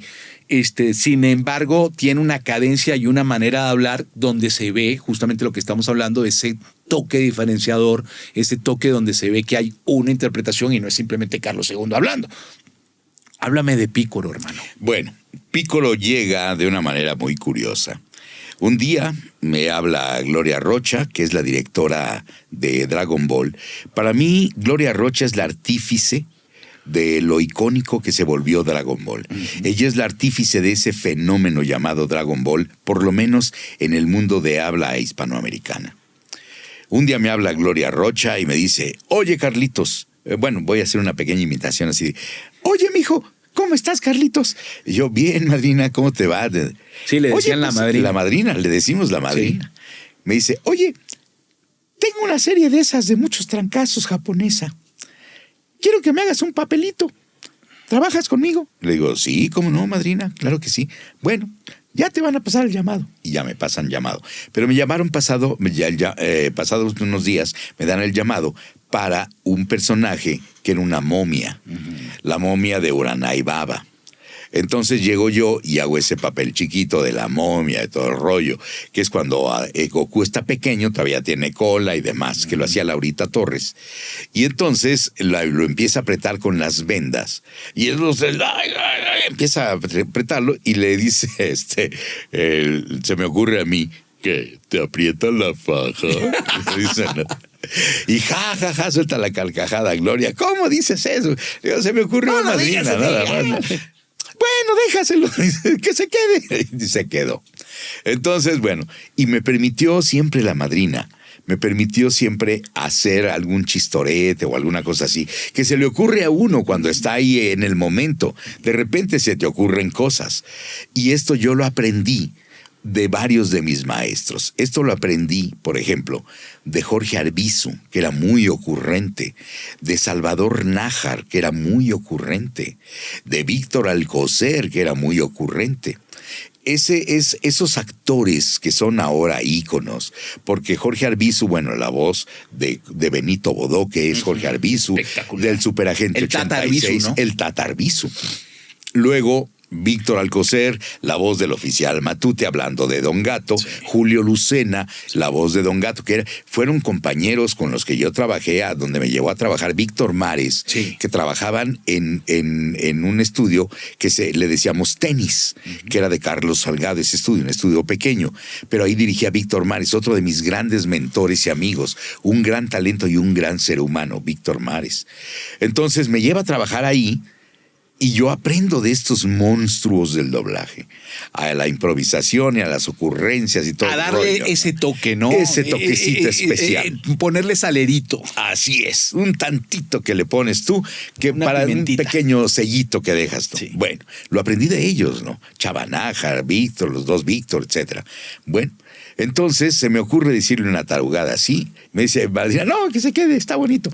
Y entonces ya hice otros papeles de la momia, hice unos motociclistas, un policía, varios personajitos. Pero me decía ella, te voy a encontrar un papel que te vaya a ti y que esté en toda la serie, porque son más de 500 capítulos. Wow. Y yo dije, wow, 500 capítulos. Qué buena chamba. Sí, para mucho tiempo. Para mucho tiempo. Entonces me dijo, te voy a encontrar un papel que aparezca en toda la serie. Bueno, está bien. Y ya, hacía yo mis papelitos chiquitos y me iba. Y un día me habla y me dice, ya te tengo el papel, tienes llamado conmigo pasado mañana, nos vemos aquí. Y llego. Y el papel que me tenía era el de Kamisama. No era Piccolo propiamente todavía. Me dijo, este se llama Kamisama. Es un dios de la tierra que se sacó la maldad para poder ser el dios de la tierra. Ya me dio toda la explicación de lo que es Kamisama. Y entonces me dijo, pero aquí tienes que hacer la voz más vieja, porque luego va a aparecer el mal que él se soltó. sacó. Ajá. Y lo encerraron en una urna electrónica. Ahí está el mal encerrado. Y ese personaje se va a salir de ahí, lo va a sacar otro personaje de ahí, y aparece uno que se llama Piccolo. Entonces, haz ahorita a Kamisama y ahorita vemos a Piccolo. Y entonces hago a Kamisama, lo hago así todo añoso y todo viejo y demás. Y luego aparece Piccolo y me dice, este es el personaje que es el villano. Y es el sí super villano y este va a estar en toda la serie. Y entonces ya lo veo y aparece el villano, aquel Piccolo. Y oigo la voz en japonés. Y era una voz más o menos así, acá, no muy grave ni nada, del villano. Pero yo le veía en la imagen, ves el fenotipo del dibujo animado. Y le dije, oye, Glorita, ¿me dejas darle un poquito más de robustez a la voz? Y que sea mucho más pedante, que sea más soberbio, para que la gente lo odie más. Sí, claro que sí. Ella con mucha visión. Y entonces, ¿qué voz le quieres poner? Pues que hable así. Hola, yo soy el gran Piccolo. Y hoy, 9 de mayo, es el día en que yo tomo el palacio del rey. Entonces me dice, se oye bien, le va bien al personaje. Yo tengo la voz grave, pero ahí sí notas la impostación, la caracterización, claro. Y entonces, como habla el tipo, y donde suena diferente, aquí en el pecho, y además impostada, como si fuera cantante de ópera. Claro. Así habla el Piccolo. Y noto algo en las 3 explicaciones que me has dado, Carlos, que a ti te gusta darle a cada personaje una cadencia en el ritmo. Exacto. Te gusta ponerle un sello en el ritmo del hablar. Así es. Es el ritmo, es la voz, es cómo respira, cómo matiza lo que dice. Cómo termina las frases, ¿no? Exacto. Eso es importante para que haya un sello especial en ese personaje, que no suene igual a cualquier otro que yo haga. Porque si yo te digo, por ejemplo, que la voz de Severus Snape también es grave, que también hago a Snape en algunas películas. En las sagas de Harry Potter. Ajá.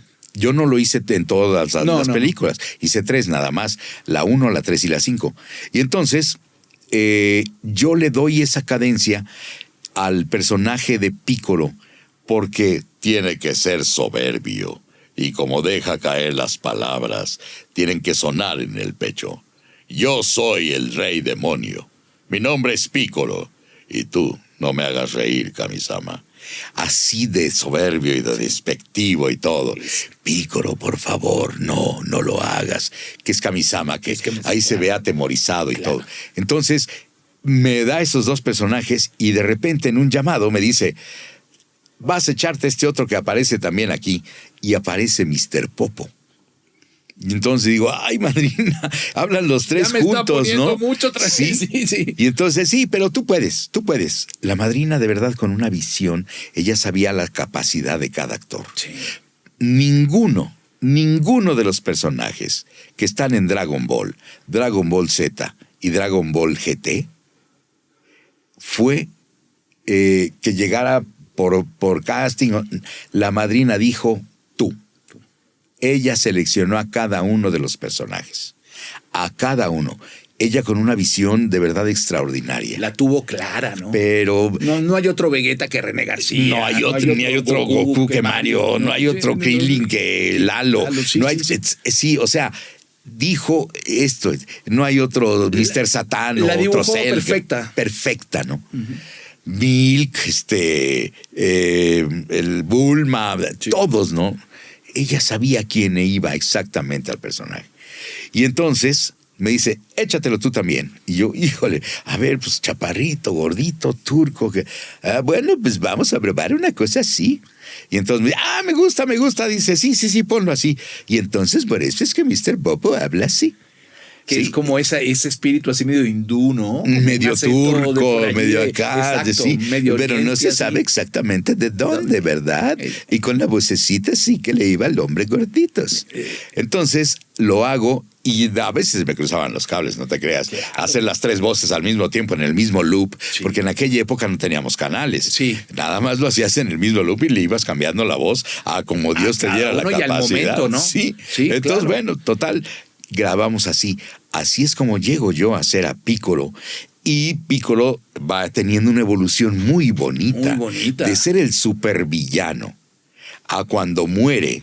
Y, por ejemplo, cosas que así cuando dice que lo van a matar, que ¡mamá! Que dice Piccolo. Dice, si Piccolo no tiene mamá, dice, claro. Pero si oye chistoso, déjaselo ahí, ¿no? Y son esas cosas que quedan como huellas en las series y en las historias.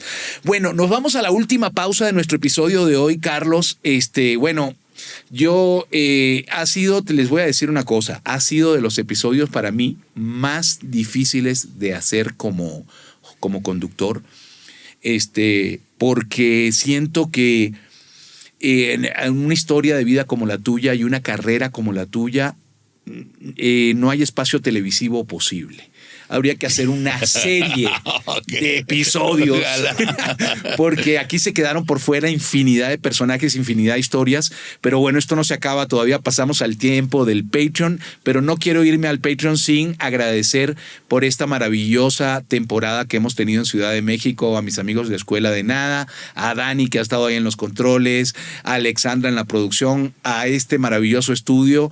Estamos grabando nuestro capítulo de esta segunda temporada. Bueno, ya me regreso a Miami, pero ya vuelvo pronto a hacer más episodios aquí en Ciudad de México. Aquí es donde más vamos a hacer el retake, porque aquí es donde está el corazón de la historia del doblaje latino. Por supuesto, también en Venezuela y también en los otros países donde hay verdaderas leyendas del doblaje también, que vamos a intentar registrar. Pero pues suscríbanse por favor a nuestro canal de YouTube, eso nos va a ayudar. Denle a la campanita de me gusta, a la manito de me gusta, comenten, compartan este episodio lleno de historia, de vida y de obra del maestro Carlos II. Suscríbanse a nuestro Patreon para hacer posibles más entrevistas como estas y visiten nuestra tienda online bytinta/collection/Luis Carreno para recibir pósters firmados, funcos firmados en la puerta de tu casa con distribución para México y los Estados Unidos, certificados además por Tinta, la certificadora de las grandes voces en América. Gracias de verdad a todo el equipo que hizo posible esta gira del retake, a mi gente allá en Miami y a todos ustedes por acompañarnos. ¡Wow, Carlos! ¡Qué historia tan maravillosa de personajes! Creo que nos va a faltar otro programa. Pero quieras, lo hacemos, no me quiero ir sin tocar un poquito el tema de cómo tú has manejado en tu carrera el término de la justicia, ¿no? Y has sido capaz de renunciar a personajes que amas profundamente porque lo que tú consideras que es justo para ti no está. Y yo al principio de este programa, cuando yo te presenté, yo dije, es un representante y es un abanderado de la justicia y de la reivindicación de los actores de voz en términos de calidad de vida y de pago justo. Eres tú esa persona, y te lo digo aquí de frente, y has pagado un precio por eso. Has perdido personajes que has amado, como por ejemplo el caso de Woody, ¿no? Esas experiencias que han significado para ti, y me imagino que, bueno, duermes tranquilo. Si quieres disfrutar de la versión extendida, suscríbete a nuestro Patreon y accede a contenido exclusivo.